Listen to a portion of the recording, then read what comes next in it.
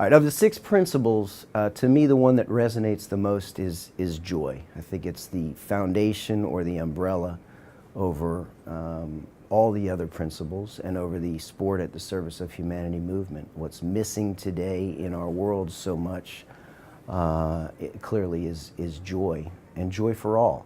One of the things we get from sport is just sheer enjoyment.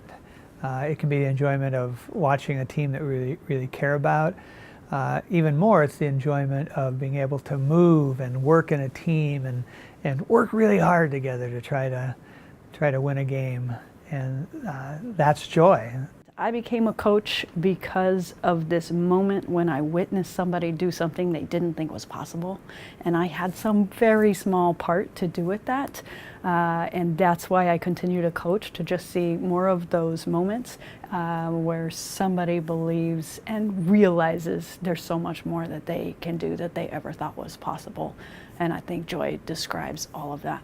For me, sport has always been something that I've gone to in the good times, in the rough times, and I've found joy, and it's been a way for me to step outside of what's going on in my life and just engage myself in my sport and have fun and enjoy doing it and just feel that joy. When we start playing sports at a young age, they're not doing it for a scholarship or what high school they're going to. They're doing it simply because of the joy of the sport and how much fun that they're having.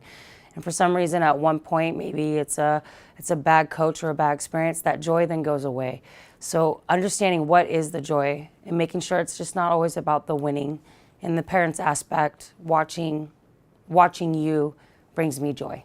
So when I think of the various possibilities of sport, one of the things I'm very aware of is how joy can come from successes that one has by engaging in sport. Sure, the agony of defeat can be hard to handle, but the thrill of victory is also a great joy, not only for the person who participated in the sport to succeed, but also people that are watching. Of the 6 principles, the one that really resonates with me is joy.